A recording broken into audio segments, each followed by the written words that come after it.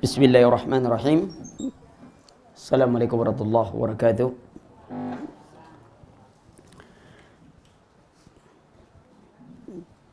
Alhamdulillah wassalatu wassalamu ala Rasulillah wa ala alihi wa sahbihi wa barik wa sallim wa man tabi'ahum bi ihsan ila yaumiddin wa ba'd. Fa inna khairal hadis kitabullah wa khairal huda hadi Muhammadin sallallahu alaihi wasallam wa sharral umur muhdatsatuha fa inna kulla muhdatsatin bid'ah wa kulla bid'atin dhalalah wa kulla dhalalatin binnar. Alhamdulillah kita dipertemukan Allah pagi hari ini. Materi kita apa hari ini? Syirik, sebab dan bahayanya. Baik, kita sengaja pilih yang materi ini karena ini sangat penting untuk hidup kita. Dikarenakan juga kalau kita perhatikan perintah pertama yang ada dalam Al-Quranul Karim itu perintah untuk mengibadati Allah. Ya ayyuhan nasu'budu, wahai manusia, ibadatilah Allah. Jadi kalau kita mulai baca Al-Quran dari Al-Fatihah, penjelasannya, kemudian diiringi tentang golongan manusia, Allah berikan orang yang diberi nikmat, kemudian orang-orang munafik, orang-orang kafir, orang-orang munafik, ya. Cerita orang kafir sedikit, cerita orang munafik sangat panjang. Di ayat surah-surah pertama, di ayat-ayat yang pertama Al-Baqarah. Panjang cerita tentang sifat-sifat orang munafik, menunjukkan bahaya nifak ini lebih besar dari bahaya orang-orang kafir itu sendiri. Sebab orang nifak menampakkan Islam, menyembunyikan kekufuran, seperti tadi kata Ustaz Syafiq, orang-orang jil, ya, nampaknya Islam tapi dia menyembunyikan, maka itu dia sering menyerang kaum muslimin dan menyerang syariat Islam, ya. Sementara orang-orang yang sesat selalu dibela oleh mereka. Biasa burung itu tidak terbang kecuali sejenis. Artinya kalau orang sesat tentu milihnya yang sesat-sesat juga. Dia terbang sejenis tuh, tak mungkin burung gereja terbang dengan burung pipit aji, kata orang Riau. Sebab burung gereja, walaupun burung gereja sudah banyak masuk masjid, ya. Kan ada burung gereja, Bu. Padahal burung gereja sudah banyak masuk masjid, tapi tak disebut burung mu'alam, ya. Ini masalah juga. Nah, perhatikan bahwa yang kita kaji hari ini adalah tentang kesyirikan. Perintah pertama adalah perintah ibadah kepada Allah. Dua kaedah dasar yang paling penting yang perlu kita ketahui bahwasanya, ya, Allah Subhanahu wa taala memerintahkan kita untuk mengibadatinya dan melarang kita bersamaan itu. Allah melarang kita untuk menserikatkannya dengan sesuatu. Dan ini perlu kita pahami. Kadang-kadang kita tidak ikut pelajaran. Banyak orang kini saya lihat rajin belajar tahsin Quran, tapi tidak pernah mentahsin iman. Akhirnya yang muncul kesombongan setelah belajar Quran. Baru belajar tahsin, tak ada lagi yang paling hebat bacaan di Jakarta ini kecuali dia saja tuh. Lupa dia mentahsin iman. Bagaimana memperbaiki imannya? Bagaimana caranya mentauhidkan Allah, mengesahkan Allah? Boleh jadi kita belajar tentang tauhid, ya, tentang sunnah. Tapi kalau kita tidak tahu tentang syirik, jangan-jangan kita masuk ke dalam syirik. Maka itu Hudzaifah bin Yaman berkata, "Kana an-nas yas'alu Rasulullah sallallahu alaihi wasallam 'anil khair, wa kuntu sa'altuhu 'anil syarr." Sahabat bertanya kepada Rasulullah tentang kebaikan. Aku bertanya kepada Rasulullah tentang keburukan, mukhafan, karena aku takut ayyaqa fihi, jatuh ke dalam keburukan itu. Umar bin Khattab katakan, yunqadu aural Islam urwatan idza nasha'at fil Islam ma la ya'fur jahiliyah. Kekokohan kaum muslimin, kemuliaan, kesatuan mereka itu lepas helai demi helai. Apabila hidup di tengah kaum muslimin itu orang-orang yang tidak mengerti masalah apa? Masalah jahiliyah. Dia belajar Islam, Tapi dia bangga pada kelompoknya, golongannya. Ini sifat jahiliyah. Sifat jahiliyah. Kita belajar sunnah, tapi kadang-kadang kita mengucap salam pun hanya pada majelis taklim sendiri. Kalau kita tengok orang, kita tengok ini satu taklim atau bukan? Bukan, tak jadi mengucap salam. Padahal dari jauh sudah kita ancang-ancang nih, oh ini Muslim ini. Ikhwan atau tidak? Ditengok, celananya dulu ditengok. Cingkrang apa tidak? Tidak, tak jadi mengucap salam. Berarti bukan anggota majelis taklim. Lihat, ini sifat jahiliyah. Bangga kelompok dengan golongan. Banyak ada juga kita yang juga belajar dalam sunnah tapi bangga dengan kelompok dan golongan. Ada jemaah favorit ustaz ini, ada jemaah favoritnya ustaz ini, ada jemaah favorit TV ini, ada jemaah favorit TV itu. Terjadi. Padahal kita berada dalam sunnah, tapi sifat jahiliyah itu muncul. Kenapa? Lupa memperbaiki dan mengenal bagaimana sifat-sifat jahiliyah. Sehingga Syekh Muhammad bin Abdul Wahab menulis satu kitab Masailul Jahiliyah. Menceritakan tentang sifat-sifat bagaimana orang jahiliyah, sifatnya, apanya. Jadi itu perlu dipelajari. Ya. Kenapa? Supaya kita bisa memahami dan kita tidak jatuh ke dalamnya. Bu, kalau kita belajar bid'ah bukan untuk bid'ahkan orang. Agar kita tidak jatuh ke dalam bid'ah. Kita belajar tentang syirik bukan kita untuk memusyrikan orang. Kadang-kadang kita belajar masalah bid'ah, yang kita pikirkan bid'ahnya orang. Bid'ah kita tak pernah pikir. Bid'ahnya orang saja. Akhirnya hati kita makin belajar akidah makin keras. Sebab duduk belajar akidah tu hanya tujuan nak nembak orang saja. Ustaz tak perlu kasih contoh tapi dia sudah dapat contoh. Ini bid'ahnya. Contohnya tak perlu ustaz, saya tahu orangnya itu ustaz. Kalau yang itu saya tahu ustaz, orangnya yang itu ustaz. Semua contoh yang akan dibagi ustaz dia sudah dapat itu. Sebab dia lah tahu orangnya orang. Jadi selidikinya semuanya bid'ah orang. Ente? Kalau saya tak ustaz kata dia. Lihat, kita belajar Islam, belajar akidah, belajar apa melunakkan hati kita. Sehingga kita terbentuk menjadi orang-orang yang betul-betul menjadi rahmatan lil alamin. Jangan orang nengok muka kita lah ketakutan dulu. Karena sifat kita, sikap kita itu membuat mereka takut. Tidak sedikit yang sudah pakai jilbab besar, ketika pergi taklim, ada orang yang jilbabnya masih kecil, itu terasing. Yang kelompok ibu-ibu pakai cadar, duduk sama ibu-ibu pakai cadar semua. Ibu-ibu yang jilbab besar semuanya. Yang jilbabnya masih tanggung-tanggung, duduk tanggung-tanggung. Masing-masing bengong sendiri. Tidak membuat daya tarik orang. Yang baru ngaji akhirnya, ngapa tak ngaji lagi bu? Saya dicuekin datang situ, mungkin karena jilbab saya masih kecil. Lihat ini, karena sifat seperti ini tidak boleh ada kepada kita yang kaum muslimin. Hari ini kita belajar tentang kesirikan. Sirik, sebelumnya kita harus ketahui bahwa Allah Subhanahu wa taala mengutus Nabi sallallahu alaihi wasallam, "Wa ma arsalnaka illa rahmatan lil alamin." Tidaklah aku mengutusmu ya Muhammad kecuali sebagai rahmatan lil alamin. Rahmat bagi seluruh alam semesta. Bagi manusia bagaimana lembutnya, dengan binatang saja diajarkan untuk bersikap lembut, menyembelih binatang saja punya ada orang yang tidak memberi makan kucing saja diancam dengan api neraka. Bagaimana ini rahmatnya Islam, rahmatan lil alamin.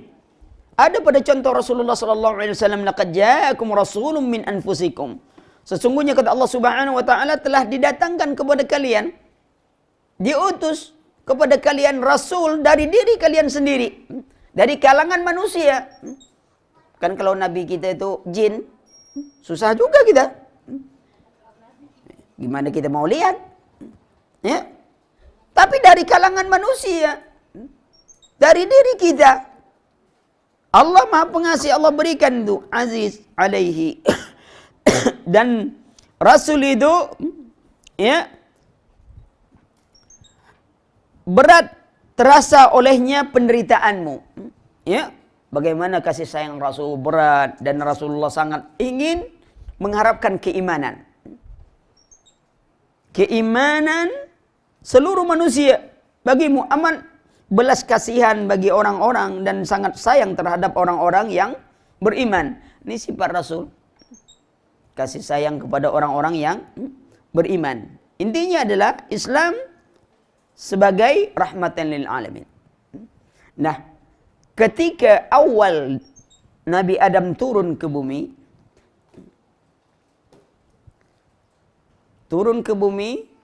itu agamanya satu. Tak beda. Ummatan wahidah. Sampai kepada Nabi Nuh alaihi salam. Sampai ujung-ujung masa Nabi Nuh terjadi perubahan dalam agama. Orang mulai mengibadati sesuatu selain Allah Subhanahu wa taala. Lalu Allah mengutus Nuh alaihi salam untuk memperbaiki, mengembalikan kepada tauhid. Ya. Nah, begitulah terus sampai akhirnya kepada zaman Nabi sallallahu alaihi wasallam. Diutus untuk mengajakkan orang kepada tauhid dan menghindarkan manusia kepada kesyirikan itu sendiri. Ya. Kemudian lalu bagaimana sejarah terjadinya? Secara bahasa pengertian dulu, asyirku anta ja'ala lillahi niddan wa huwa khalaqaka. Kata Rasulullah sallallahu alaihi wasallam, syirik itu adalah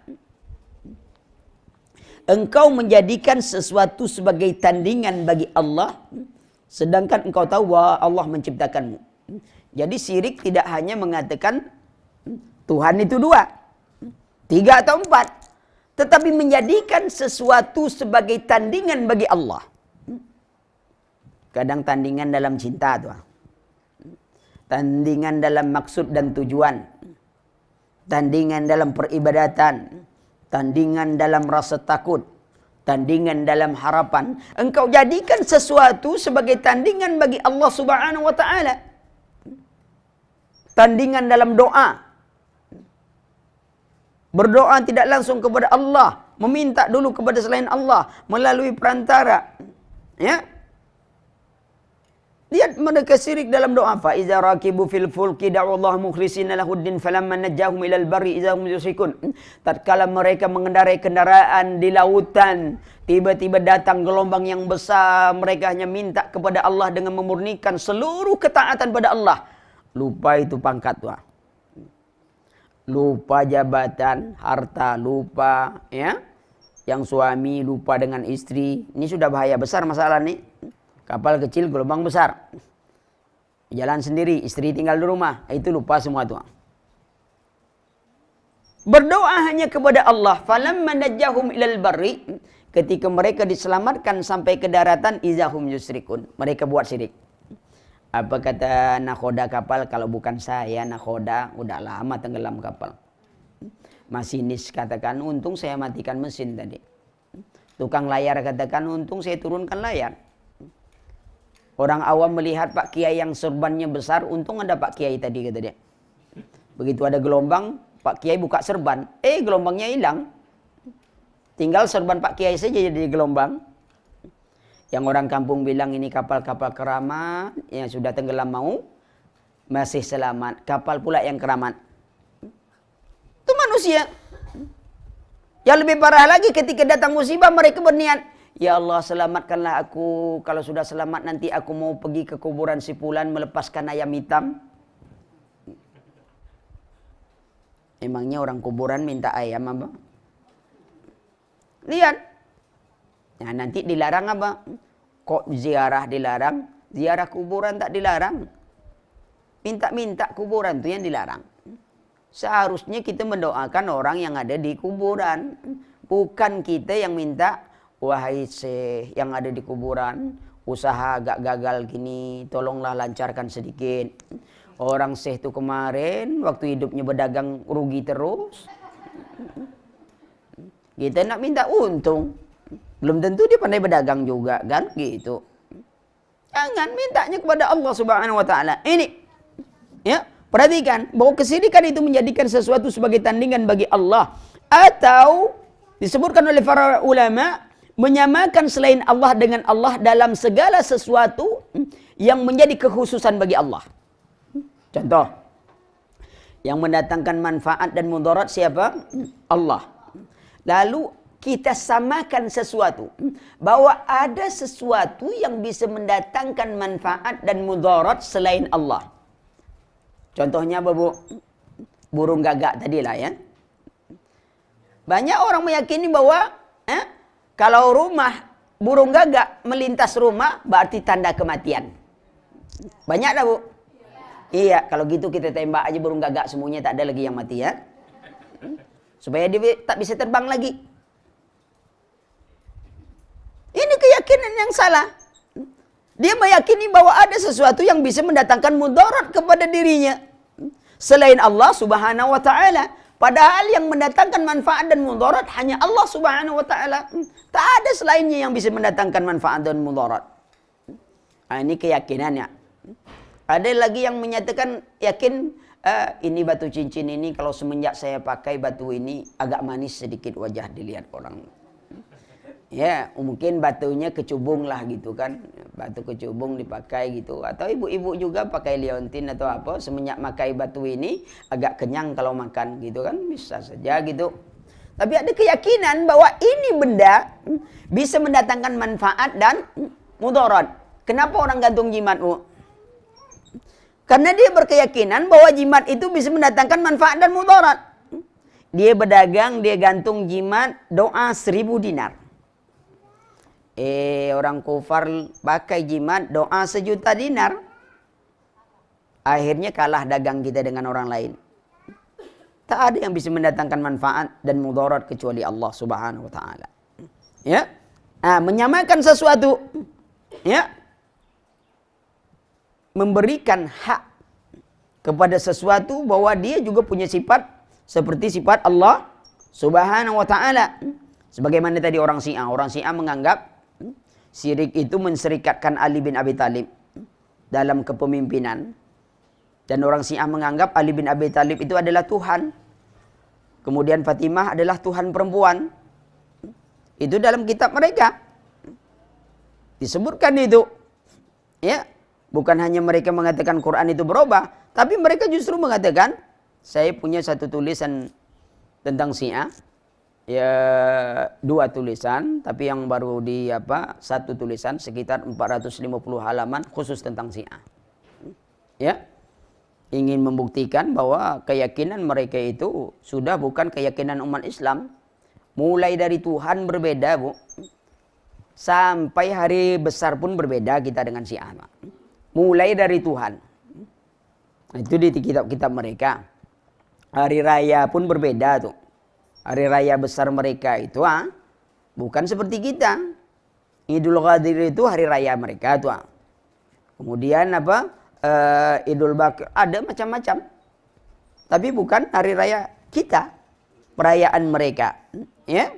Jelas, itu sudah jelas ulama kita sebutkan tentang kekufuran Syiah, bukan hanya bab masalah Quran yang sudah dirubah, ya. Itu satu bagian. Ya. Syiah yang tak bisa takyah, Bu, dalam masalah apa? Masalah mengkafirkan sahabat itu umumnya mereka tak bisa takyah tuh. Kalau kita tanya tentang Ummul Mukminin Aisyah, Abu Bakar, Umar, itu biasanya orang Syiah tak bisa sembunyi-sembunyi. Tetap lihat tuh kalau orang lah mulai tanam kebencian kepada sahabat itu pada Khalifah Rasulullah, itu sudah tanda tuh. Tanda-tanda itu, ya. Kalau yang lain mereka bisa takyah dia. Kalau Quran ya Qurannya sama. Apanya sama. Ya biasalah, namanya orang nipu kan pandai. Ya. Kalau tak pandai tak jadi tukang tipu dia. Perhatikan bahwasanya itu makna syirik. Lalu bagaimana sejarah penyimpangan dalam Islam itu? Ya. Sejarah penyimpangan itu, perhatikan bahwa Allah Subhanahu wa taala telah menetapkan bahwa telah menciptakan manusia itu dalam tauhid. Fa'akim wajha lid-dini hanifah. Fitratallahu allati fataran nasa 'alaiha. Sesungguhnya maka hadapkanlah wajahmu dengan lurus kepada agama Allah yang Allah Subhanahu wa taala telah memfitrahkan. Kalau dikatakan kullu mauludin yuladu 'alal fitrah, anak lahir dalam keadaan fitrah. Fitrah apa itu? Islam. Anak orang Nasrani, anak Yahudi, anak apapun lahir dalam keadaan fitrah. Tidak membawa dosa warisan. Tidak ada dosa warisan. Ya. Tidak dibawa. Suci. Tergantung orang tuanya lah yang merubahnya. Menjadi dia Yahudi, Nasrani atau Majusi. Yahudi, Nasrani, Majusi Syiah tuh. Kan yang ditaklukkan Islam tuh Yahudi, Nasrani dan Majusi. Sekarang ada tak Majusi itu lagi kelihatannya? Tak ada. Sebab dia sudah tukar wajah dengan nama Syiah. Orang tertipu. Orang tertipu. Padahal apa yang dipertahankan Syiah itu hanya untuk kemajusian mereka. Kenapa itu imam-imam Syiah itu semuanya dari kalangan anak cucu Husain? Hasan sudah tuh anak cucu Husain. Karena orang Syiah menganggap Husain menikah dengan anak perempuan raja terakhir dari Raja Syiah, Raja Persia. Maka itu keturunan Husain lah yang dipertahankan oleh mereka. Selain itu bukan Ahlul Bait, selain itu bukan imam. Itu gunanya. Karena yang menikah menurut mereka, Husain itu menikah dengan anak raja terakhir dari kerajaan, dari Kisra. Dari Raja Persia. Ketika ditaklukkan Umar membawa tawanan. Umar bin Khattab membawa tawanan dan salah satu seorang tawanan itu adalah anak Raja Persia. Lalu Umar menikahkan anak Raja Persia ini dengan Husain. Tapi sayang Umar pun dicaci maki oleh mereka. Seharusnya mereka berterima kasih kepada Umar karena sudah menikahkan anak rajanya dengan Husain. Ini lihat orang Syiah. Itu sejarah mereka. Maka itu Hasan tak ada anak keturunan yang jadi imam. Ini rahasia. Padahal menurut sejarah yang asli, raja terakhir Persia tidak punya anak perempuan. Anak ibunya. Tapi itu Bu, kita tak bahas ya Bu ya. Saya hanya gambarkan sikit-sikit ya. Tetapi begitulah tipuan mereka. Sama hari Asyura. Awalnya itu menangis-nangis. Asyura itu awalnya rintihan Syiah, penyesalan Syiah yang telah membunuh Husain. Mereka menyesal, mereka ini bahwa mereka telah membunuh Husain, mengajak Husain perang, udah tuh mereka tinggalkan, sudah tuh sebagai orang mereka ada yang membunuh Husain. Baru udah tuh dipenggal oleh yang lain ini. Orang Syiah, lalu mereka menyesal. Meratapi penyesalan itu dengan memukul badan. Tapi Syiah pandai mutar balik. Dianggap itu penyesalan atas dibunuhnya. Padahal mereka yang membunuh. Ya, nah, itulah tipu dayanya. Nah, perhatikan. Ini keadaan. Nah kemudian. Tadi bahwa kita berada dalam fitrah. Tergantung kita merubah anak jadi Yahudi, Nasrani atau Majusi. Ini bisa juga tidak dimaknakan dalam perubahan agama. Mungkin anak kita tak berubah agama, enggak. Tapi identitas dirinya sebagai anak Islam itulah tak ada lagi tuh. Sudah kayak orang kafir saja bentuknya tuh. Baik itu dari segi pakaiannya, dari segi gayanya, kayak orang Yahudi, Nasrani, Majusi. Ya. Itu orang-orang Advent itu wanitanya tuh dalam Injilnya juga disebutkan wajib pakai tutup kepala tuh Bu. Wajib tuh. Kalau dia menghadap Tuhan tanpa tutup kepala, maka dia layak untuk dibotak. Itu dalam Injil. Maka itu lihat di TV ada acara khusus tentang Kristen. Kan ada yang pakai jilbabnya besar, kemudian ada palang salib. Karena di dalam mereka ada pakai busana muslimah. Lah, karena asal awal itu kan Nabi Isa kan jelas Islam. Makanya pakaian busana muslimah itu bukan pakaian itu budaya Arab, pakaian kuno. Memangnya waktu Siti Hawa turun dulu sudah pakai jilbab apa? Nah, mana yang terbelakang sebenarnya? Yang pakai jilbab atau tidak? Itu orang-orang pedalaman tuh, Irian Jaya, pedalaman itulah pakai jilbab apa belum? Yang buka-buka itu justru menunjukkan bahwa dia kembali ke zaman jahiliyah. Islam datang ditutup aurat itu karena ini pakaian modern. Jadi jangan kagum kata orang, wah ini pakaian kuno. Enggak, yang buka-buka itu pakaian kuno.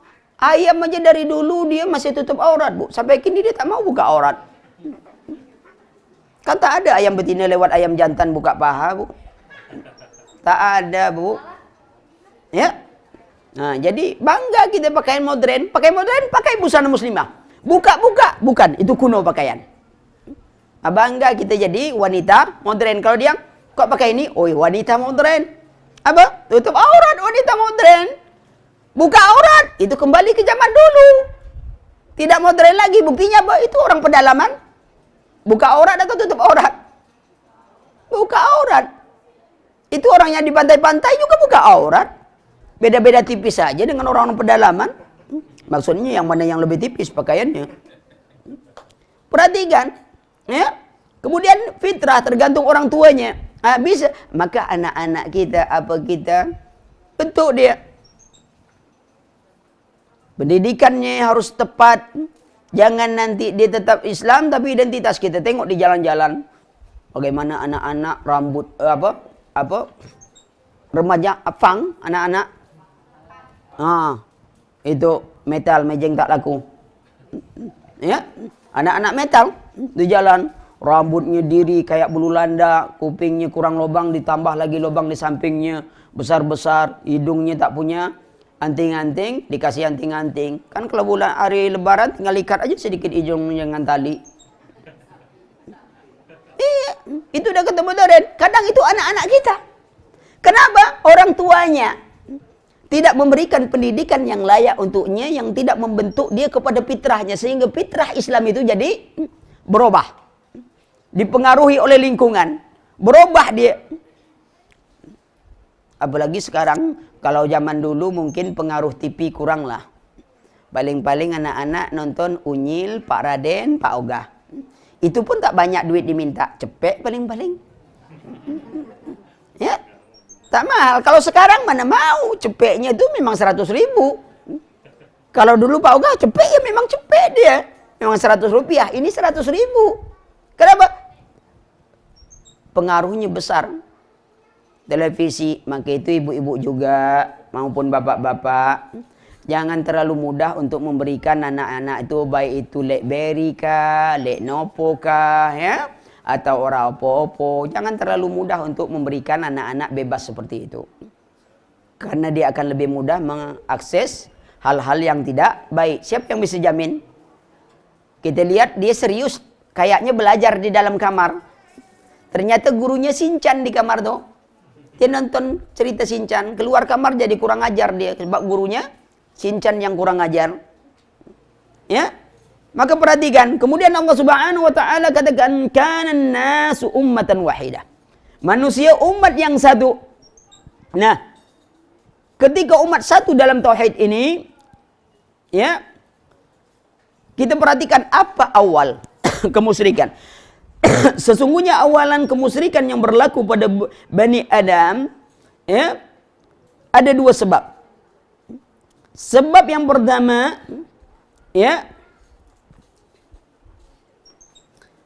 sebab yang pertama dari awal kesyirikan itu adalah kecintaan yang berlebihan kepada orang-orang alim.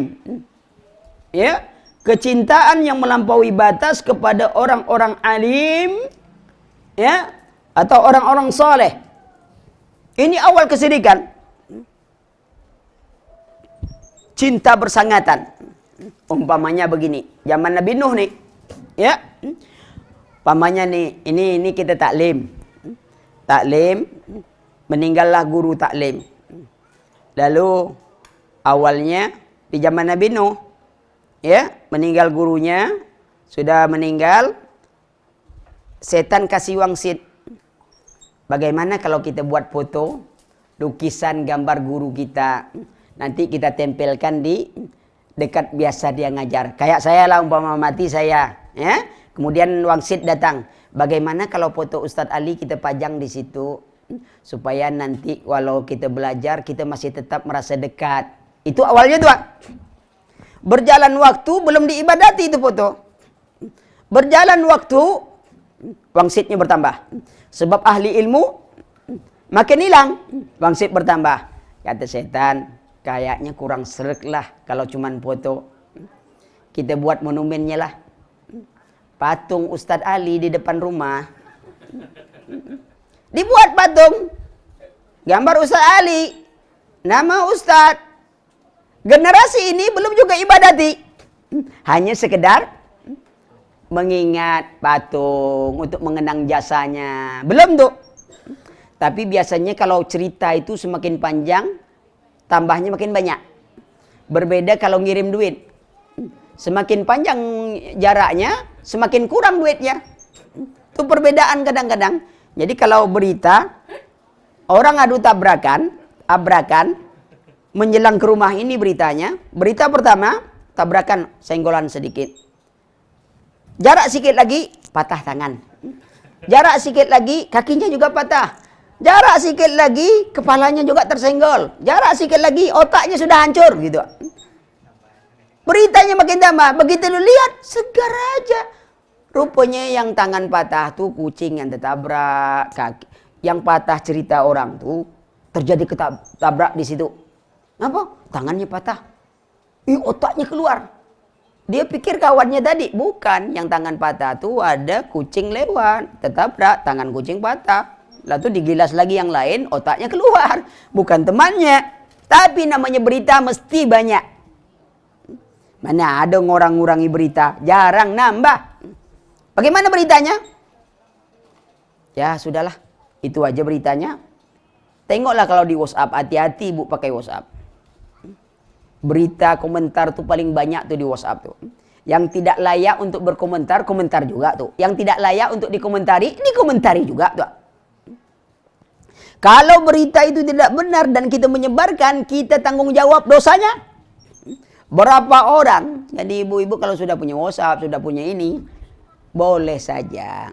Tapi jangan banyak komentar yang patut dikomentari sedikit. Kalau lebih baik tak usah komentar. Diam. Baca sedikit langsung hapus. Baca sedikit hapus sudah. Tak repot-repot kita. Tapi inilah kirim lagi, yang satu balas lagi. Kamu begini, alah mulai itu. Musuhan tuh. Itu banyak tuh WhatsApp. Ya. Facebook kan gitu juga. Awalnya cari kawan lama, ketemu janda lama. Nah, itu musibah tuh. Banyak itu kejadian. Hati-hati. Dibatasi keadaan itu. Bukan kita menghalangi teknologi. Tetapi banyak kan yang lebih bermanfaat dari sekedar WhatsApp, sikitnya kirim ini. Kadang-kadang lebih banyak mijit BlackBerry daripada mijit suami. BlackBerry bu. Iya BlackBerry lah bu. Ya. Jadi kalau bapak-bapak Lenovo namanya bu ya. Anak-anak baru ora opo-opo. Jadi model-model seperti ini batasi keadaannya supaya kita tidak. Nah pengagungan yang berlebihan. Nah setelah sekian masa mulai diibadati, mulai cerita bertambah. Ini tuan guru kami dulu, kami kalau mau belajar minta dulu sama dia. Kami dalam kesusahan ngeluh sama dia, mulai diminta-minta. Itulah sejarahnya muncul daripada kesirikan itu sendiri. Maka itu salah satu penanggulangan itu kita tak ada dapatkan foto Rasul kan? Kalau sempat ada foto Rasul, saya rasa rumah kita penuh dengan foto Rasulullah. Ya, hanya mejeng-mejeng foto saja kita tuh. Tapi karena tak ada dapat dan tak boleh kita. Akan datangkan bisa diibadati. Lalu orang katakan, itu kan karena takut diibadati. Kalau sahabat saja takut terjadi kesirikan, lalu kenapa kita berani? Ya, Ini guru foto, ada sebagiannya ya macam-macam lah. Ada yang pergi kemana-mana bawa foto guru terus supaya guru itu dekat kepada dirinya. Fanatik yang berlebihan, kecintaan yang berlebihan kepada orang-orang soleh. Maka itu ibu juga atau siapapun lah yang ngaji jangan terlalu fanatik kepada ustadz. Kalau tak ustadz itu tak ngaji, mati ustadz itu berhenti ngaji. Memangnya ustadz itu jaminan, Bu? Ustadz itu tak jaminan surga, Bu. Saya belum tentu masuk surga lebih dulu daripada ibu. Kalaupun masuk surga. Jangan-jangan paling lambat pula tuh. Ibu-ibu lah duluan tuh. Ustadz Ali mana? Masih nunggu di belakang. Ngapa? Dulu banyak omong, kata dia, jadi banyak tanggung jawab. Ini hanya gambaran, Bu. Masalahnya, supaya kita jangan terlalu mengagungkan seorang. Bu, boleh siapa saja. Tetapi jangan, wah ini kejadian gitu. Kejadian, kalau bukan ustaz itu, tak ngaji. Ada apa Imam Bukhari 1000 gurunya? Masa kita mau guru satu saja? Banyak, tapi gurunya ya yang jelas manhajnya. Bukan guru banyak sembarangan. Hari ini salapi, besok silapi, besok tukang sulapi. Salah yang satu manhaj guru itu kita tetap belajar. Siapapun dia. Apakah dia masuk TV kah? Atau sudah keluar dari TV? Atau tak pernah masuk ke dalam TV? Iya. Kadang-kadang pilih. Anak, Ustaz pernah masuk TV tak? Anak bilang, anak tak pernah masuk TV ya. Kalau sempat anak masuk TV tak bisa keluar lagi. Anak susah. Apalagi radio. Lebih kecil lagi, itu lebih parah lagi. Saya tak pernah masuk-masuk, saya bilang. Ya? Jangan. Nah takut kalau ustaz-ustaz sering masuk TV lupa keluar TV. Perhatikan itu. Jangan terlalu milih. Tapi yang jelas, ustaz kita tahu manhajnya baik, apanya baik, kita belajar. Ya, supaya ilmu kita itu bertambah. Kan beda-beda ustaz. Mungkin bahannya sama. Tapi caranya berbeda. Membuat pemahaman kita pun juga jadi bertambah. Satu ustaz ini nyampaikan satu umpamanya pemahaman. Datang ustaz satu lagi sama juga sebenarnya materinya. Tapi ada nambah pemahaman. Datang satu lagi akhirnya kita banyak mendapat pemahaman itu. Ya. Nah, tentu tadi catatan mesti tetap dalam satu manhaj yang benar. Kemudian itu diantaranya sebabnya ya ini cinta yang berlebih-lebihan kepada orang-orang saleh. Maka itu kita dianjurkan menyintai orang saleh, tapi cintanya sebatas cinta yang diberikan oleh Allah Subhanahu wa taala, tidak boleh berlebih-lebihan, melampaui dan mengangkat derajatnya melebihi derajat yang diberikan oleh Allah Subhanahu wa taala. Kita menyintai Rasulullah sallallahu alaihi wasallam, ya. Nah, pada zaman Nabi Nuh mulai terjadi itu. Adapun pada zaman yang silih berganti sampai datang kepada generasi berikutnya sampai kepada zaman Nabi Muhammad sallallahu alaihi wasallam, ya, mulailah terjadi perubahan dari agama Nabi Ismail alaihissalam, ya, yang dirubah, yang dibawa oleh orang-orang yang tidak bertanggung jawab, ya, lalu diibadatilah berbagai berhala. Ya, pohon, ada yang batu, ya, ini semua diibadati oleh mereka karena awalnya adalah untuk mengenang jasa Allata wal Uzza wal Manat ats-tsalisata al-ukhra, ya. Ini di tanah Arab itu awal patung dibuat itu yang dibawa oleh Amr bin Luhai Al-Khuzai. Dialah yang pertama kali merubah din Ibrahim. Dia membawa patung-patung ke tanah Arab atau ke tanah Hijaz secara khusus, ya, sehingga patung-patung tersebut diibadati akhirnya jadi Tuhan selain Allah Subhanahu wa taala. Maka ketika ini merajalela terjadi seperti itu, ya, ajaran yang suci itu sudah tersebar kemana-mana sebagaimana diterangkan Allah Subhanahu wa taala, bagaimana mereka mengatakan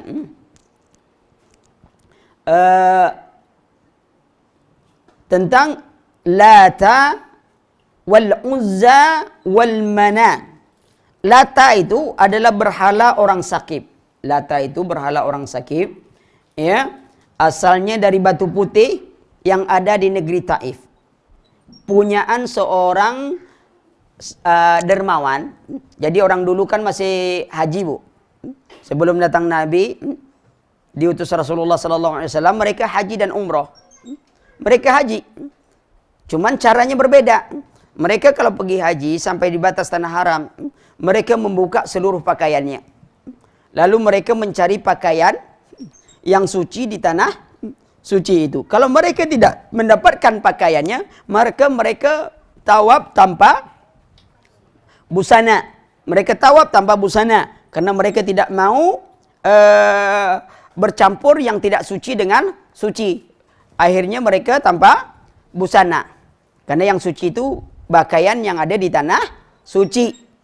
Ya, tak dapat, lebih baik mereka tidak berpakaian. Nah, mereka tetap tawaf. Nah, mereka juga dermawan. Nah, di antara salah seorang yang dermawan ini selalu saja mengadon roti di atas sebuah batu. Setiap ada jemaah haji datang, dia impak roti. Kalau sekarang kan kalau kita nak pergi haji, ya, sebenarnya kalau kelaparan itu aneh. Sebab musim haji itu musim infak dan sedekah yang sangat banyak. Rotinya semuanya ini gratis, semuanya lebih banyak. Kita sampai tak makan itu lantaran kesombongan kita sendiri sebenarnya. Sangat banyak semua makanan gratis. Roti apa semuanya gratis. Cuman tentu tak dilayani kayak layanan restoran. Bisa ngantri, bisa ini. Nah, untuk mengenang jasa sang dermawan ini, maka batu putih itu tadilah dikasih kelambu. Nah, itulah namanya Lata itu tadi, Pak. Batu putih itu dikasih kelambu, lalu lama-lama diibadati. Sebab mengenang jasa sang dermawan yang selalu berinfak roti. Itu karena cintanya tadi, Pak. Al-Uzza ini berhala berhala Quraisy dan Bani Kinanah. Al-Uzza sebatang pohon, satu pohon besar, ya. Di sekitar pohon itu dibuat bangunan, ditutupi dengan kelambu. Terdapat di desa Nahlah, yaitu satu tempat antara Mekah dan Taif. Dalam bangunan tersebut terdapat seorang wanita yang pakaiannya, yang rambutnya panjang, ya kalau kita katakan dukun-dukun lah, dukun di dalam itu, di mana orang minta-minta di situ, ya. Rasulullah sallallahu alaihi wasallam mengutus Khalid bin Walid untuk menghancurkan dan membunuh wanita tersebut. Dukunnya di situ. Kini banyak tak begitu? Banyak. Dukun wanita pun banyak. Mau jodoh, ada pula spesialis jodoh. Ketik rek spasi. Nomor Anda apa? Tanggal lahir berapa? Kita akan pilihkan jodoh. Dia sendiri belum dapat jodoh. Mau carikan jodoh orang. Aneh-aneh. Tapi banyak juga orang percaya tuh. Banyak tuh. Sampai tak jadi nikah. Lantarannya setiap orang ndak, bintangnya selalu Leo. Sementara dia bintang Taurus. Ya, Taurus lambangnya apa, Bu? Kambing. Leo lambangnya singa. Jadi kalau dia dapat pasangan singa, teruk dia dimakannya. Berarti tak ada pasangan dia. Ya. Tengok. Kalau bintangnya Virgo, bawa air, tak bisa juga dia nikah. Sebab kambing takut dengan air. Segala macam dia nak buat. Ini dilarang. Al-Uzza berasal dari kata Al-Aziz. Lata dari Al-Latif. Mereka robah nama Allah, tapi dia kasihkan nama kepada selain Allah. Ini dinamakan ilhad dalam tauhid asma wa sifat. Allah sudah punya nama, Allah yang berhak memberi nama kepadanya. Manusia tidak berhak memberi nama kepada Allah. Maka itu salah kita kalau mengatakan Allah itu arsitektur alam semesta. Orang untuk jadi arsitek kuliah dulu. Baru dapat sarjana. Kenapa antum kasih gelar Allah dengan Allah sudah menyebutkan dia Khalik, dia pencipta yang tidak ada contoh. Ya? Allah alim, ilmu Allah tidak diawali kebodohan, tidak dihinggapi kelupaan, tak ada kealpaan. Ya? Berbeda. Kemudian Manan, ini berhala Bani Hilal, ya, di Qudain, terletak di antara Mekah dan Madinah. Ini berhala dipuja oleh suku Khuza'ah, Al-Aus, ya, Azraq, ya. Al-Manan ini berasal dari kata Al-Manan. Ya, berhala ini dihancurkan oleh Ali bin Abi Thalib. Ini awal. Ya'uka wa Nasra, Yaghusa wa Nasra itu zaman Nabi Nuh, itu orang soleh yang diibadati. Ya, kalau ini bentuk berhala. Nah, disinilah intinya bagi kita adalah ada dua sebab yang menyebabkan terjadinya apa tadi? Kesirikan. Ya, yang menyebabkan terjadinya kesirikan ada dua sebab. Sebab yang pertama kecintaan yang berlebihan kepada orang soleh. Sebab yang kedua meyakini bahwa ada sesuatu dari makhluk Allah ini yang memiliki sifat seperti sifat Allah. Datangkan manfaat, datangkan mudarat. Ini juga jadi sebab. Cobalah periksa yang apapun dibuat orang. Biasanya seperti itu. Dia mau pakai jimat. Dia takut apa, semuanya takut. Dulu waktu ponari dengan batu keramatnya, batu petirnya, semua orang datang minta air batu keramatnya. Begitu bapaknya sakit, dia tak pakai batu lagi, tak ada pakai batu, bapaknya dibawa rumah sakit. Kenapa tak disuruh telan batu itu saja? Sudah tuh hilang. Lihat ini promosi semua orang. Ya. Orang minta-minta sampai air lumpur pun, air ini pun diambil semuanya. Ada apa manusia cara seperti ini? Kadang-kadang kita lebih yakin air yang dibacakan oleh ustadz. Oh ini air religi, sudah didoakan 40 hari, 40 malam. Sudah dicampur dengan kembang 7 warna. Dan sudah dibacakan zikir pagi petang. Ini dijamin. Kenapa tak pilih air Zam-Zam saja? Zam-Zam tu sudah dibaca orang semenjak zaman Nabi sampai kini orang baca Al-Quran dekat situ. Di Mekah tu. Berapa banyak? Minum sampai gembung pun tak masalah air Zam-Zam. Ini dah. Air ustaz tu juga tak dibeli. Akhirnya beli 1 botol sampai 500.000. Keluarlah cacing dari kepala. Hebat betul. Saya tak kagum pada kalau ada dukun yang bilang dia bisa mengeluarkan cacing dari kepala. Saya betul yakin kalau kagum kalau ada dukun bisa mengeluarkan pesawat dari kepala. Ditekan dia doang keluar pesawat Sukhoi. Kalau cacing semua orang pandai, orang dari mulut aja bisa keluar cacing. Jangan yakin-yakin, namanya juga paranormal. Kalau kita ikut dia berarti kita tak normal. Ya? Perhatikan. Ini di antara sebab-sebab kesirikan. Datang. Nah, orang datang ke dukun, apa sebabnya tuh, Bu? Dia menganggap bahwa dukun ini bisa mendatangkan manfaat dan mudarat. Orang datang ke kuburan, apa sebabnya tuh? Karena kecintaan berlebihan dan dia mengagungkan kuburan. Kalau kita datang ke kuburan ini, wah, ini mantap. Kita bawa airnya atau kita ambil tanahnya. Tanah pekuburan diambil untuk dagang, penglaris. Sehingga ada kuburan seorang, sudah berapa kali timbun. Setiap orang datang ziarah, ngambil tanah. Habis terus itu. Ambil tanah, besok timbun lagi, ngambil tanah. Kerja orang ngambil tanah semua. Perhatikan, kenapa keyakinan yang berlebih-lebihan kepada orang soleh. Kita menyintai orang soleh, ya, para wali, para ini kita menyintai. Di Indonesia kan terkenal banyak wali, Bu. Bukan hanya wali songo, ada wali murid, ada wali kelas, ya. Ya, macam-macam. Ada wali nikah, ya. Band wali pun ada. Iya, band wali. Iya, ada semuanya, Bu. Banyak. Jadi kita banyak wali di Indonesia ini, ya. Perhatikan kadang cinta yang berlebihan ini. Nah, seorang istri terlalu menyintai berlebihan suaminya jadi budak tuh. Suami juga kalau menyintai istrinya berlebih-lebihan bisa jadi budak istrinya tuh.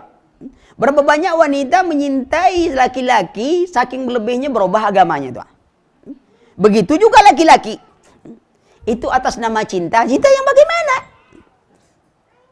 Merubah agama. Tak ada cinta yang paling mutlak. Itu hanya milik Allah Subhanahu wa Ta'ala. Kita boleh menyintai sesuatu yang lain dalam rangka cinta kita kepada Allah. Kalau bertentangan, tinggalkan. Nyintai suami, begitu juga. Nyintai istri, begitu juga. Ingat cinta kita kepada Allah. Tapi kadang-kadang tidak gitu. Kita mulai cinta pada Allah. Kadang-kadang masalah itu timbul setelah ngaji. Ustaz belum ngaji, belum punya masalah. Ustaz sudah ngaji, ada aja masalah rumah tangga Ustaz. Saya ngaji, suami tak ngaji Ustaz. Ada suami ngaji, istri tak ngaji. Lah ngaji dua-duanya pun jadi masalah juga. Yang suami salahnya semenjak ngaji, setiap pulang ceritanya poligami. Asal pulang poligami. Pulang poligami, tentu istri itu uring-uringan jadinya. Apa tak ada kaji lain mas di situ? Ada dek, cuman yang menarik yang satu ini masalahnya. Hah? Iya, boleh kan tak wajib, Bu. Boleh-boleh aja. Jangan setiap boleh itu langsung wajib. Karena orang yang bijak bukanlah orang tahu sebab dia tindakan, tapi dia tahu sebab dia bertindak, tahu akibat sebuah tindakan. Itu sebuah kebijakan. Pokoknya tak bisa. Orang yang bijak dia tahu, saya buat ini apa? Kata orang Melayu, jangan mengharapkan hujan di langit, air di tempayan ditumpahkan. Kita ingin sesuatu yang baru, mungkin kita merasa akan bertambah kebahagiaan, lalu kita campakkan kebahagiaan yang sudah ada. Itu salah cara kita berpikir. Salah cara kita bijak. Kan jadi masalah. Pulang poligami. Dek, poligami adalah sunnah yang ditinggalkan. Saya ingin engkau menjadi wanita pertama dan terdepan memperjuangkan poligami. Wih, rayuannya mantap, Bu. Kalau gitu, biar saya carikan, Mas. Sudah dicarikan, ternyata dapat madu, istrinya kehilangan manisnya, madunya sudah disedot semuanya. Akhirnya istrinya tak ada manis lagi, ditinggalkan sajalah, asam saja istrimu. Perhatikan. Ini, yang istri juga begitu. Semenjak sudah ngaji, lebih utama pergi majelis taklim daripada melayani suami. Pergi pagi, pulang petang. Alasan? Pengajian. Pergi pagi, pulang petang, pengajian. Udah malam, capek. Apa bedanya dengan wanita karir juga? Pergi pagi, pulang petang. Cuman dia cari dunia. Oh, kita kan pengajian, Mas. Enggak, mana yang utama? Mana yang utama duduk sehingga masnya jadi curiga. Ini ibu nih kalau ya Ustaz itu ngaji, dia ngaji terus, datang terus. Sampai malam pun dia ikuti terus kemana-mana Ustaz nih. Ini suaminya siapa sebenarnya nih? Jadi masalah. Coba imbang-imbang, ngaji pun juga. Tapi ingat mana yang paling utama dalam, bagi wanita mana paling utama. Ternyata melayani. Ketika membuat kopi itu wajib atau tidak, Bu? Wajib membuat kopi. Bahaya ibu nih. Berarti tiap pagi harus buat kopi nih. Enggak. Ibu boleh buatkan suami itu kopi sebagai pelayanannya. Tapi ketika suami itu sudah minta kopi, bisa jadi wajib tuh. Nek, buat kopi. Mubah awalnya kita boleh buat, boleh tidak. Tetapi ketika dia sudah minta, karena ini sudah perintah suami, wajib jadi itu. Karena sudah perintah. Ya. Kalau dia tak minta, ya pelayanan nih Mas, nih kopi. Ya, Mas mau yang pahit atau yang manis. Kalau yang pahit, kopinya aja itu saya kasih air gitu. Pilih aja.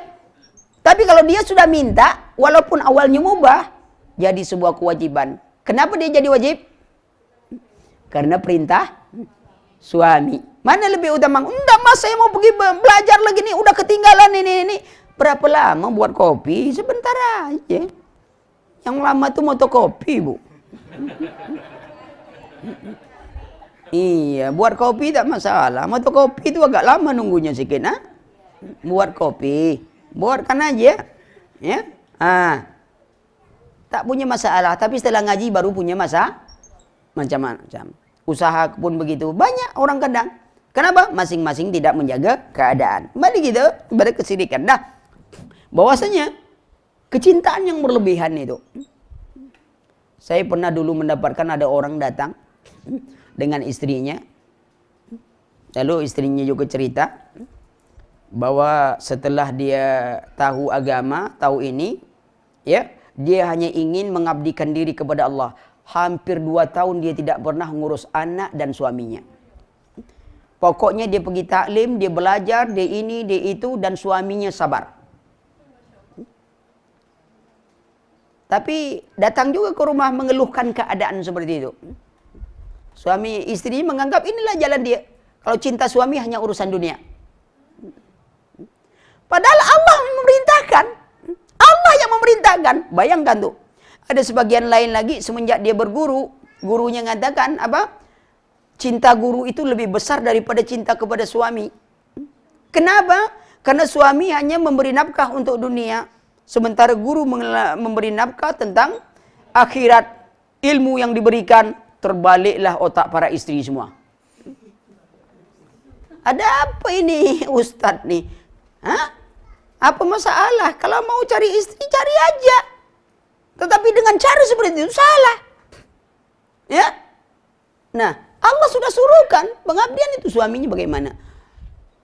Jaga sholat, rajin puasa Ramadan, menjaga kehormatan, sudah dilakukan. Cuman satu aja lagi tinggal tuh. Taat pada suami. Makanya saya pesan ibu-ibu, jangan gara-gara satunya sudah 3/4 jalan kita masuk surga. 3/4 nih sudah jalan kita nak masuk surga.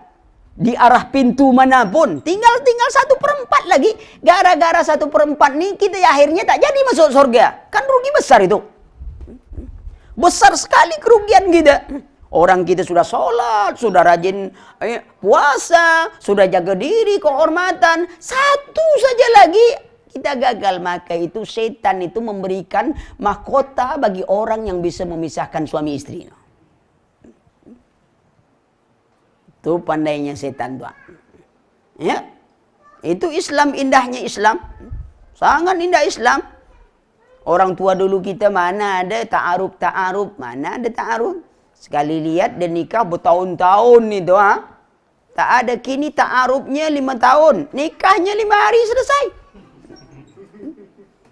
Dulu waktu mau nikah tak tanggung-tanggung, langsung ke Mekah. Ijab kabul dekat Ka'bah. Pulang langsung cerai. Ada apa? Ya, maka perhatikanlah seperti itu. Kecintaan yang berlebihan bisa berbahaya. Cintailah sesuatu itu seadanya, karena boleh jadi yang kau cintai suatu saat akan merugikanmu. Benci sesuatu itu seadanya, boleh jadi yang kau benci itu justru yang akan membahagiakanmu. Baik, lalu kita masuk tentang kerusakan dan kemudaratan syirik.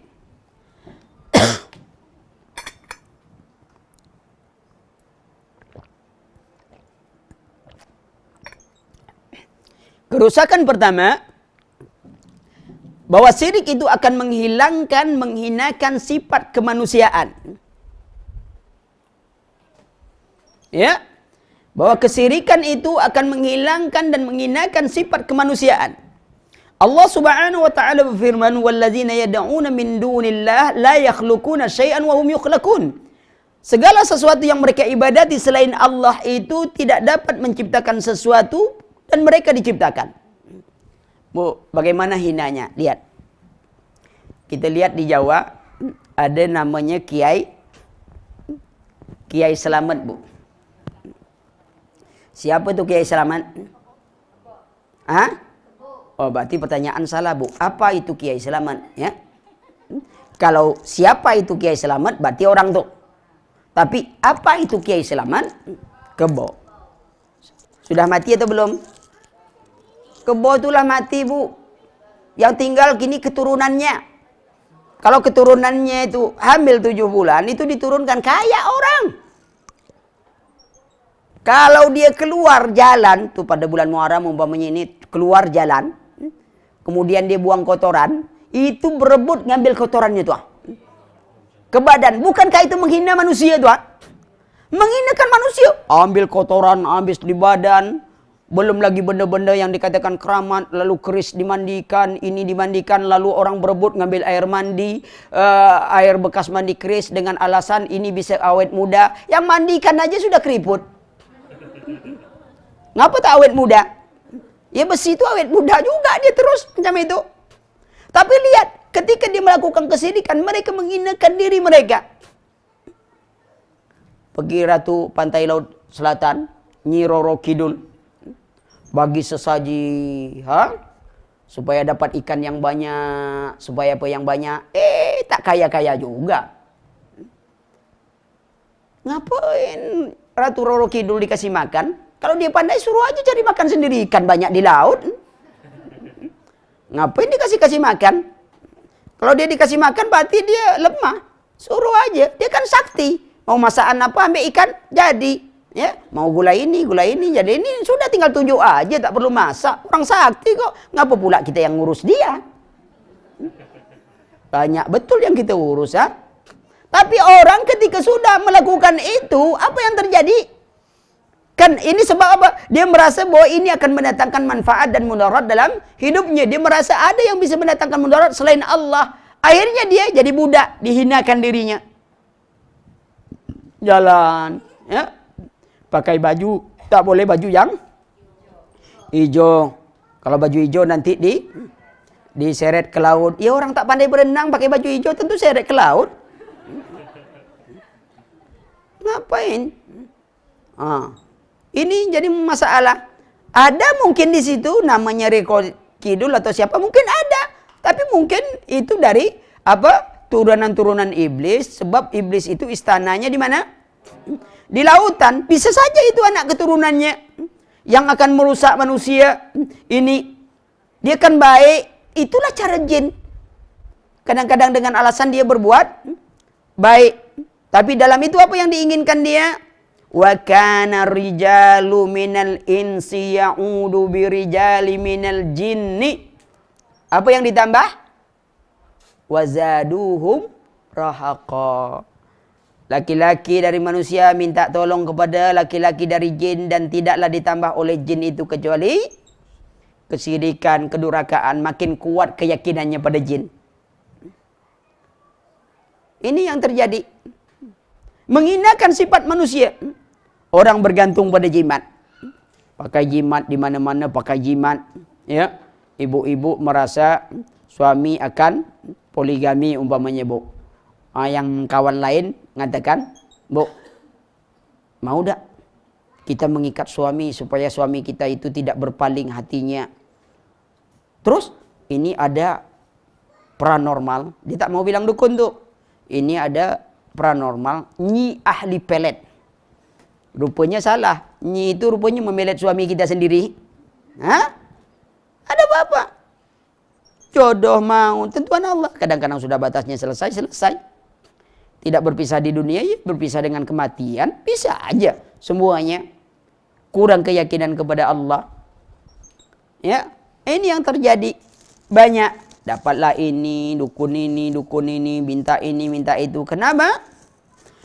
Akhirnya mereka menghinakan diri di hadapan makhluk. Itu yang pertama. Jadi siapa yang melakukan syirik? Berarti dia telah menghinakan dirinya. Sebab dia bergantung kepada yang maha lemah. Dia tidak bergantung kepada yang maha kuasa. Dia tidak bergantung kepada yang maha hidup. Yang lemah. Nah ini Bu. Jangan bergantung. Minta aja kepada Allah. Bangun malam minta, ada permasalahan dunia kita. Masalah dengan suami. Masalah dengan lingkungan. Bangun malam. Solat. Laporkan semua kesedihan itu kepada Allah. Ya, minta Allah menyelesaikan masalah ini. Dalam doa kita usaha, kemudian kita sabar menanti hasilnya. Jangan tergesa-gesa, kata Rasulullah. Tanda doa yang dikabulkan itu diantaranya dia minta tidak tergesa-gesa. Sabar. Jangan kita ngomong, saya sudah lama berdoa tapi belum dikabulkan. Nah, ucapan belum dikabulkan itu menyebabkan doa kita tak dikabulkan. Banyak tak kita ngomong gitu? Saya sudah berdoa tapi belum dikabulkan, itu menyebabkan kita tak dikabulkan tuh. Sebab itu tanda tergesanya kita berdoa. Allah mengabulkan. Allah tahu kapan kita membutuhkan itu. Allah tahu tuh. Kadang-kadang sudah sekian tahun kita berdoa, belum dapat. Lalu lupa kita doa, tiba-tiba satu saat, rasa-rasanya kita pernah minta ini nih. Kok baru ini dikabulkan saat kita benar-benar membutuhkannya. Baru kita dapat. Baru kita sadar bahwasanya doa itu disimpan Allah dan Allah memberikannya pas saat kita membutuhkannya. Sabar. Nah itu jaga bu. Walaupun nama ibu Sabariah tetap sabar juga. Bapak-bapak Sabarudin pun ya sabar juga. Penting sabar. Doakan dengan kesabaran. Yang kedua, syirik itu merupakan kezaliman yang besar. Contohlah, kalau kita di PHK, rumah sewaan diambil orang, anak mau kuliah, istri masuk rumah sakit nak melahirkan, kendaraan tidak ada, uang pun tak punya, sedang bengong-bengong, datang teman, "Ada apa ente sekarang?" "Waduh, saya udah berhenti kerja, istri lagi masuk rumah sakit, anak mau kuliah, yang ini juga sakit, ya, kendaraan tidak ada." Kata teman tuh, "Sudah, ngapain ente bingung? Ente kerja sama saya, ente pindah ke rumah kontrakan saya dan ente tak usah ngontrak. Pakai aja selama-lamanya. Motor ini ada, pakai. Biaya rumah sakit anak nanggung, kuliah anakmu saya tanggung." Sudah begitu jasanya pada kita, ya, tiba-tiba kita mencuri di rumahnya. Apa kata orang, bu? Zalim tak tuh? Zalim. Sekarang Allah. Dulu kita lahir tanpa kekuatan, Allah beri kekuatan. Punya mata tak melihat, Allah beri penglihatan. Punya telinga tak mendengar, Allah beri pendengaran. Punya hati tak memahami, Allah berikan pemahaman. Punya kaki tak bisa berjalan, Allah beri kekuatan. Tak punya pakaian, Allah beri pakaian. Semua nikmat sudah Allah berikan. Tapi ketika sudah kita jalani hidup, pertama kita khianati Allah. Kita tidak mengibadati Allah. Justru kita tunduk kepada selain Allah. Zalim tak tu? Itulah kezaliman yang besar. Wa idh qala Luqman libnihi wa huwa ya'izuhu ya bunayya la tusyrik billah. Inna syirka la zulmun azim. Wahai anakku, kata Luqman. Ingatlah ketika Luqman berwasiat kepada anaknya, wahai anakku, ya, la tusyrik billah, jangan engkau serikatkan Allah.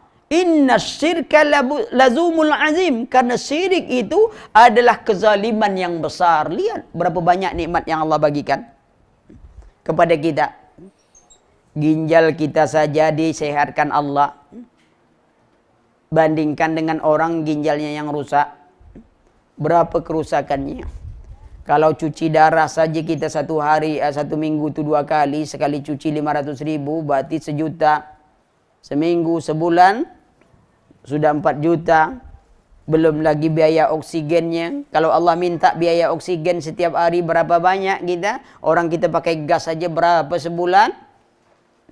Ini kita menghirup gas, menghirup oksigen setiap hari. Allah tak minta. Berapa banyak yang diberikan oleh Allah Subhanahu wa taala, tapi kita tidak bersyukur kepada Allah, bahkan justru kita menserikatkan Allah. Itu kezaliman yang besar tuh. Itu besar tuh.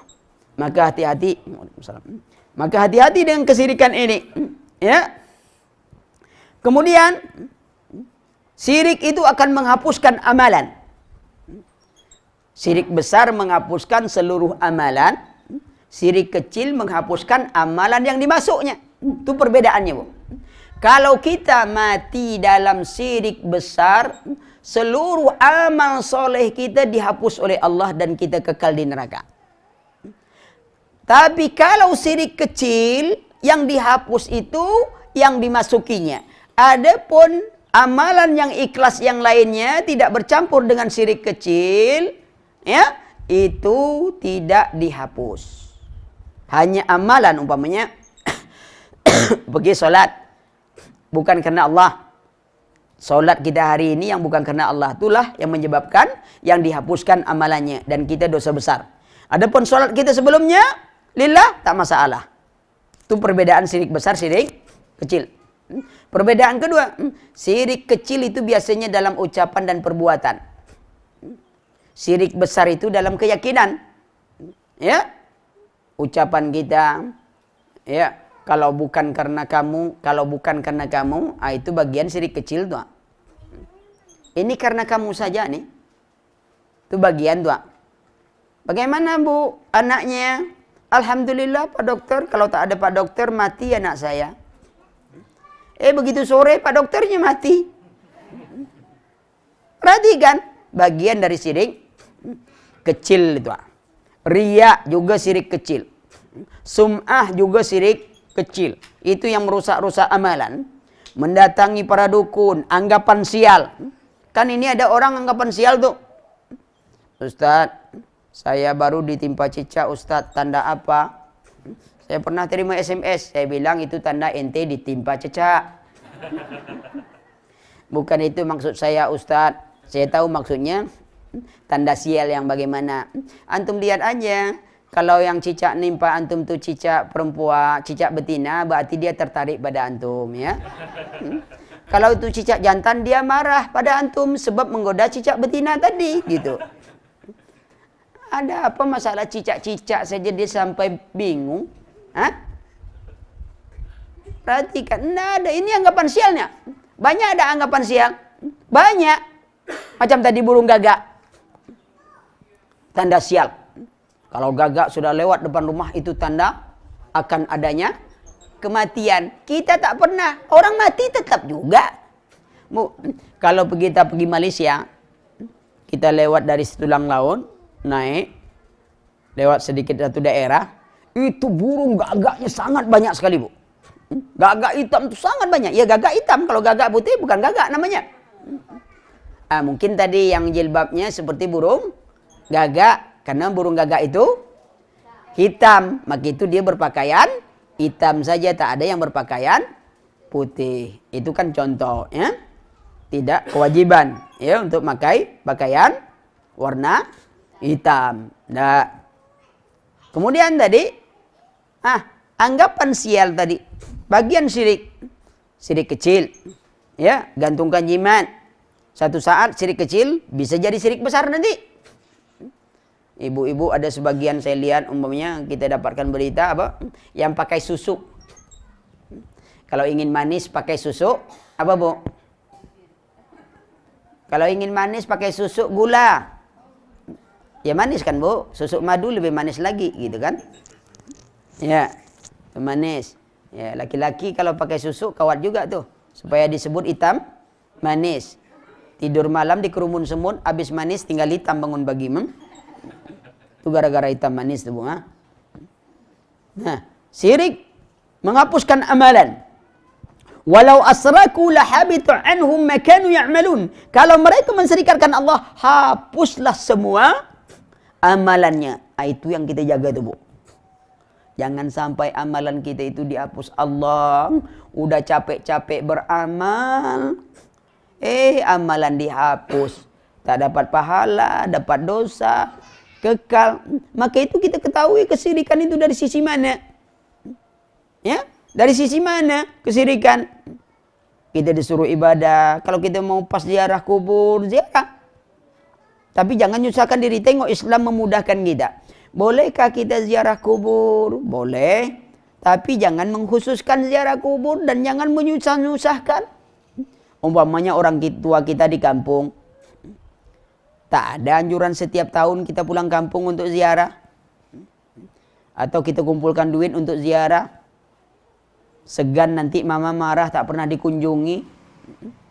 Kapan pula ibu itu pernah marah? Orang lagi hidupnya aja dia tak pernah marah-marah. Masa sudah mati dia nak marah-marah? Doakan dia. banyak amalan, banyak infak, banyak sedekah. Setiap amalan soleh anak, orang tua tetap dapat. Oh, kita ingin mengkhususkan ibu kita, silakan. Ini sumur umpamanya atas nama orang tua, ini untuk masjid atas nama orang tua, boleh. Tak perlu pula kita katakan ini atas orang tua saya, pahalanya kirimkan. Banyak betul kerjaan malaikatmu. Memangnya yakin kita diterima amalan kita? Kan belum tahu lagi.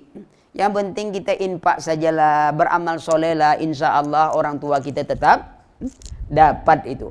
Ya, tetap dapat tuh, enak ya.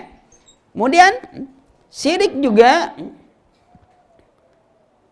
menjadi sebab di neraka. Innahu may yusyrik billah faqad haramallahu alaihi jannah wa ma'wahumun nar.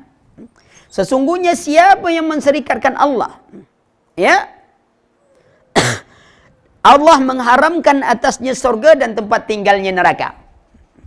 Surga haram, masuk neraka. Ini maksudnya apa? Yang mati dalam syirik. Tapi kalau dia belajar, dulu dia baru tahu bahwa dulu saya lakukan syirik.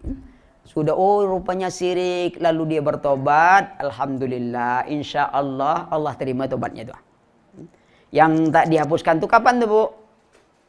Mati dalam kesyirikan. Kalau dulu mungkin kita pernah pakai jimat, ya, atau kita pernah lakukan syirik, kita minta-minta di kuburan, minta-minta ini. Waktu dulu belum punya jodoh, kita datang ke dukun, ya, supaya jodoh itu datang, ya. Bagian dari syirik. Nah, sebagian kadang-kadang sebagian itu kan begitu, nengok anaknya belum nikah, ini belum nikah, ya datang ke dukun supaya dapat jodoh cepat. Ternyata yang datang dukun yang melamar anak kita, ya. Nah, itu dukun ngakunya umur 18 tahun, sekali dilihat rupanya 81 tahun, ya.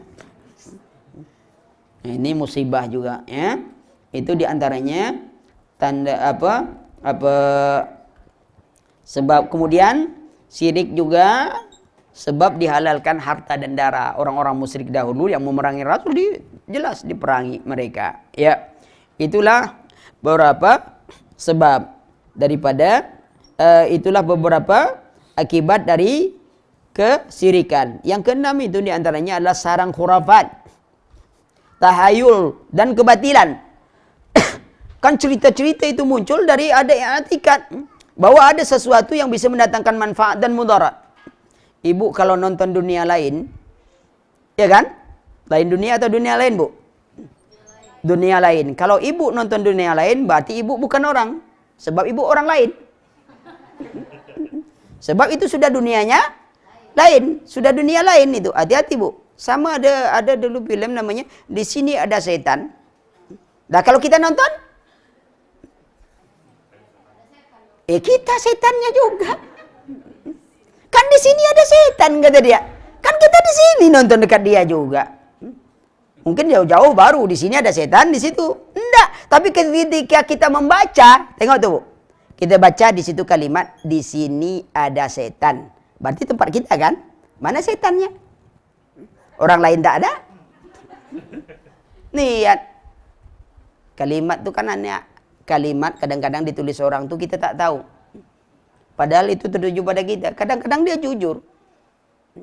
Kalau di Riau itu, kalau kita mau beli duku, itu ada tertulis tulisan duku Palembang manis. Di Jakarta ada tak gitu? Lalu kita beli, ternyata asam tak? Asam. Salah tak dia, Bu? Enggak, Bu, kita yang salah. Sebab dia cuma kasih tahu duku Palembang manis. Waktu beli kan kita tak tanya. Harusnya kita tanya, ente jual duku Palembang atau duku apa? Kalau dia bilang ini duku Palembang, ternyata tak manis, bohong dia. Tapi kan kita langsung beli, pulang ke rumah, dia bukan jual duku Palembang, itu duku Tanjung Priok masalahnya. Kita tak nanya, jangan nyalahkan dia. Dia cuma beri informasi duku Palembang manis. Kadang bertambah lagi, duku Palembang asli manis. Dia juga dari Palembang, tapi bukan aslinya. Gitu. Maka tanya. Itu namanya teliti sebelum membeli. Kita ini kadang-kadang iklan itu punya pengaruh.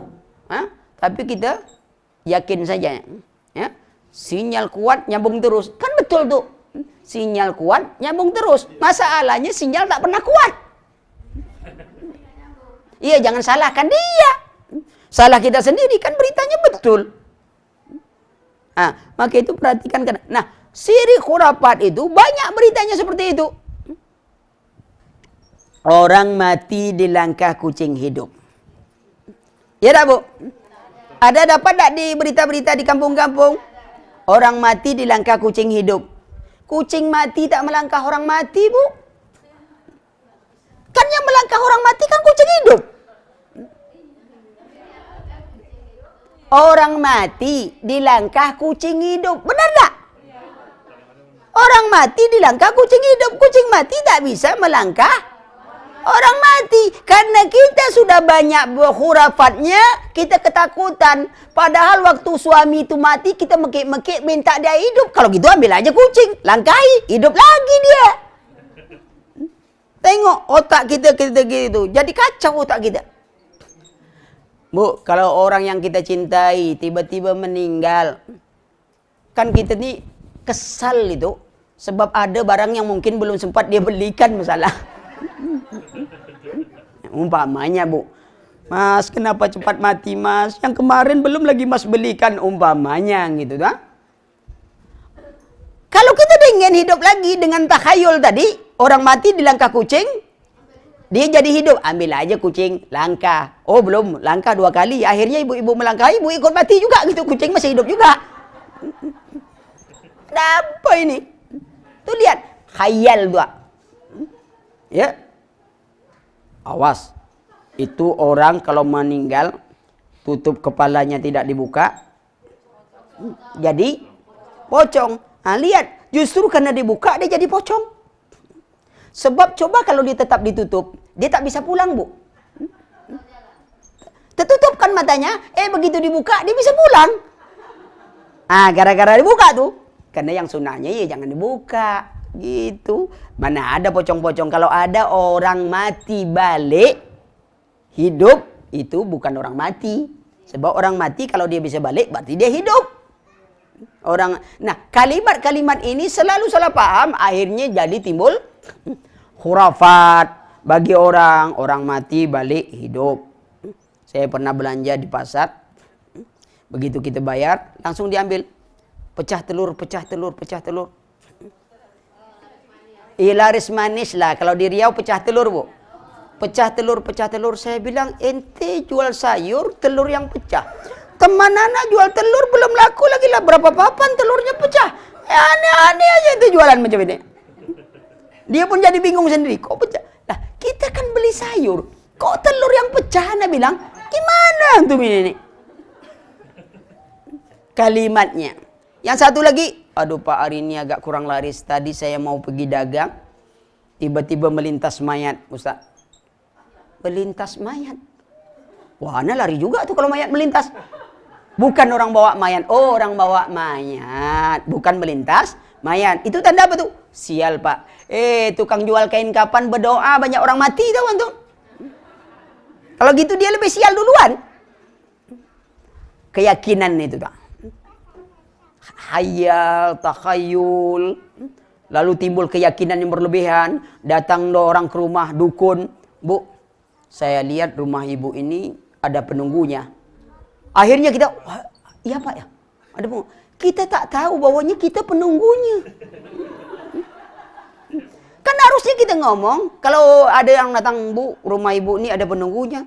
Memang lama sudah saya tunggu, Pak. Saya bilang, oh bukan itu maksud saya, Bu. Ada jinnya. Iya, Pak. Sebelum Bapak datang belum ada jinnya. Berarti Bapak itu jinnya kan? Gitu.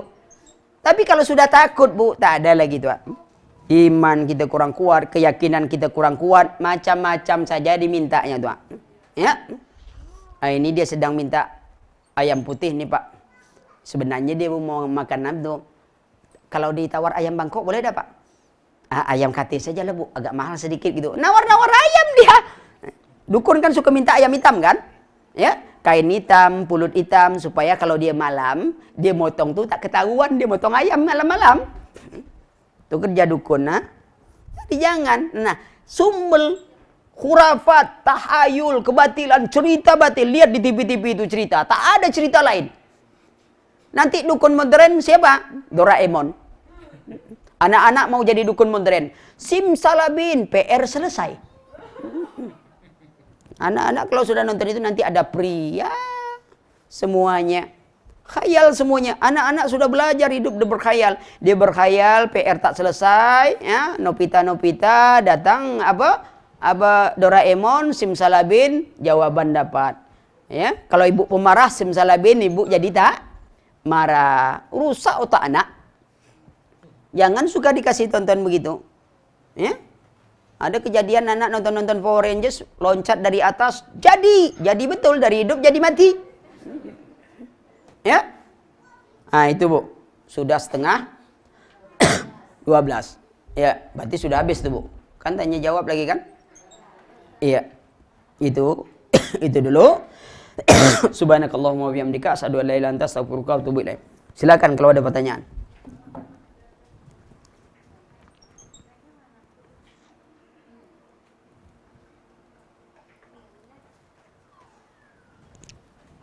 Assalamualaikum. Waalaikumsalam warahmatullahi. Saya mau bertanya, saya punya saudara, dia memang terlalu cinta banget kayaknya sama wali-wali, Habib-habib, syekh-syekh. Jadi kalau dia habis sholat tuh zikir, terus dia sebut nama-nama syekh-syekh Habib yang sudah meninggal. Kencang banget suaranya gitu ya, terus dia berdoa. Saya sudah kasih tahu, tapi dia bilang ini orang soleh, dia bilang gitu. Seperti itulah pokoknya. Susah kalau mau berdebat sama dia karena saya juga ilmunya kan juga nggak bisa berdebat dia. Jadi bagaimana cara supaya dia sadar? Terus saya udah pernah ngajak dia supaya ikut ke pengajian macam ini. Gitu kan dia bilang, oh guru gue udah banyak gitu. Baca buku-buku gitu. Saya bilang buku yang benar. Dia bilang gak usah perlu buku, dari guru gue udah banyak, dari Habib-Habib macam itu. Bagaimana caranya menyadarkan dia, Ustaz? Pertama ingat bahwa tugas kita menyampaikan bukan menyadarkan, Bu. Ini yang penting dipegang. Tugas kita menyampaikan bukan menyadarkan. Sebab itu urusan Allah. Ibu sudah sampaikan, sudah nasihati, sudah selesai, cukup. Soal dia sadar tak sadar itu tidak urusan kita lagi. Ya. Saya pergi satu daerah itu hampir 17 tahun, bolak-balik sampai kini. Itu yang ngaji, Bu, cuman 10 orang sampai hari ini. Itu udah hampir 17 tahun bolak-balik, kasih sembako, kasih ini, kasih itu. Yang duduk ngaji kalau kita datang itu paling 10 orang cuman. Itu pun yang muda-muda. Yang tua-tua jangan harap, ya. Selagi Habib tetap Habib sampai mati dengan Habib. Itu sudah tertanam, tuan. Apalagi nanti sebagiannya lagi guru-guru kadang-kadang menyatakan kalau engkau berpaling dariku, siapa nanti yang akan menuntunmu di akhirat? Siapa imammu? Nah, ini perlu. Nah, untuk itu memang perlu perlahan. Perlahan ini ya, tetap kita doakan. Sebab tugas kita bukan menyadarkan. Rasulullah sendiri tidak bisa memberikan hidayah kepada pamannya sendiri yang membela dia. Jadi supaya kita tidak putus asa, tetap kasih nasihat kepada saudara yang demikian, ya. Misalnya kalau ada rezeki sekarang umroh cukup tapi belum cukup haji, apa sebaiknya lanjut daftar haji dengan menunggu 10 tahun atau umroh aja? Kalau dapat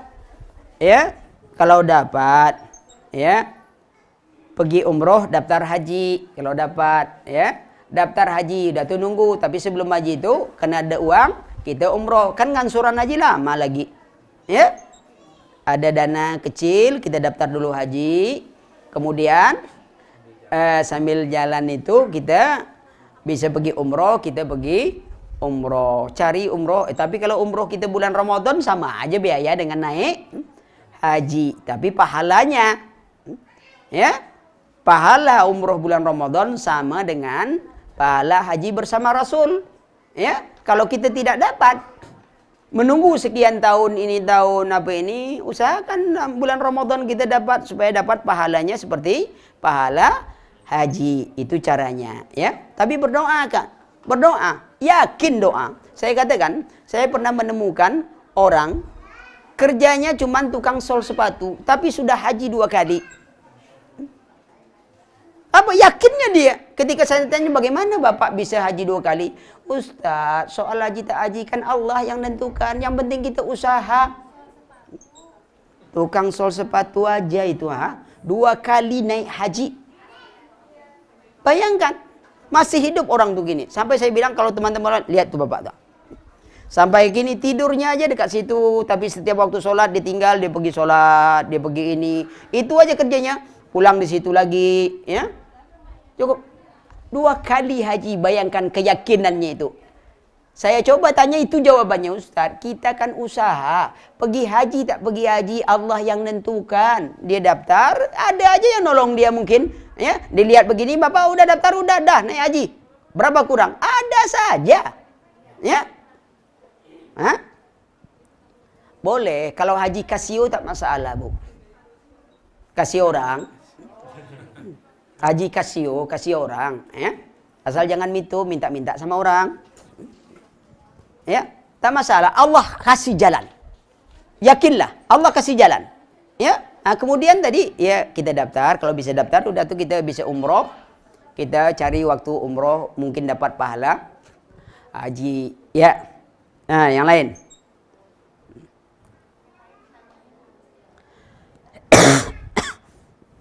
Udah, Bu? Ya, mudah-mudahan bermanfaat.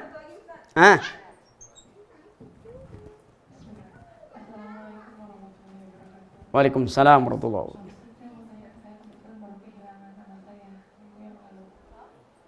Ya. Berat sama sedih pasti kan. Gimana caranya untuk menghilangkan rasa sedih ini? Soalnya saya masih dalam masa nifas, jadi saya belum bisa sholat.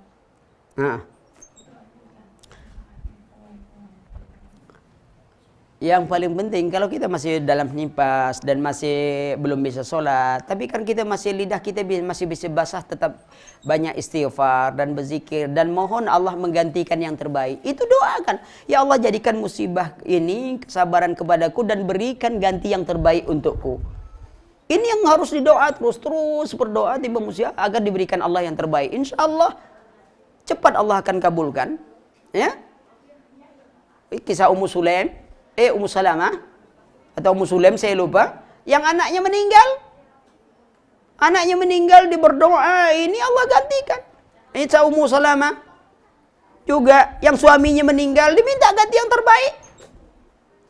Maka itu doa kita, walaupun kita belum sholat, kita doa, tidak nunggu kita sholat. Setiap waktu kita banyak zikir kepada Allah, kemudian kita tetap berdoa kepada Allah. Ingat, kesabaran itu penting. Indahnya kesabaran itu, sabar.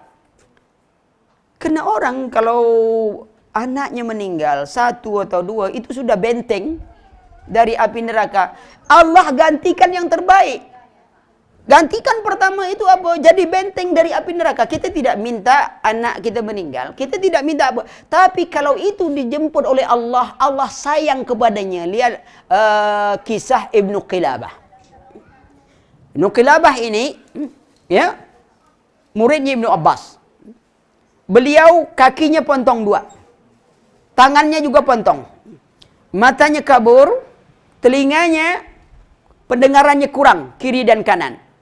Tapi lidahnya tidak lepas zikir kepada Allah dan dia berdoa, ya Allah, ya, jadikanlah aku hamba-Mu yang bersyukur atas semua nikmat-Mu yang Kau berikan kepadaku, tak Kau berikan pada yang lain. Ada orang mendengar, apa nikmat yang ada pada orang ini?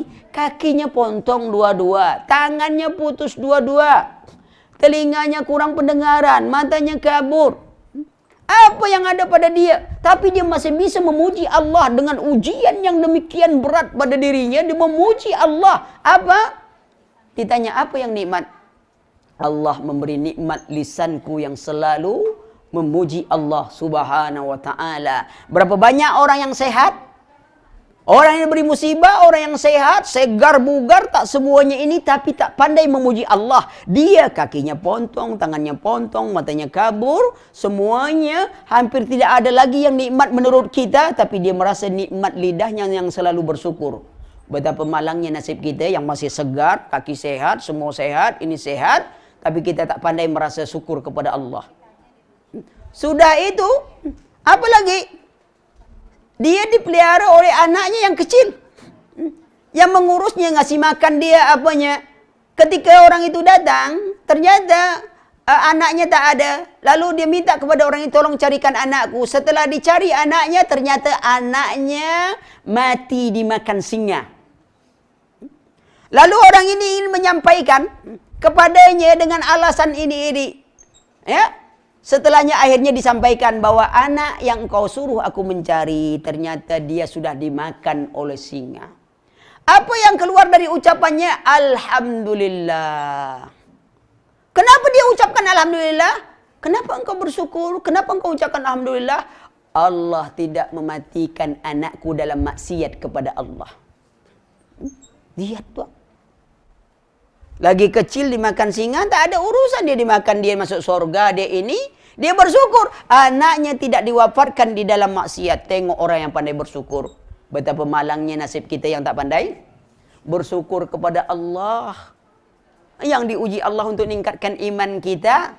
Semuanya kita tak dikurangi, tak ini kisah Ibnu Qilabah, ini pukulan bagi kita yang sehat, yang ini, berapa banyak nikmat kita baru ini ujian, kita mengharapkan surga yang begitu besar, tapi kita tidak mau berkorban dengan yang sedikit. Saya rasa itu dulu, semoga kita diberikan kesabaran oleh Allah Subhanahu wa taala.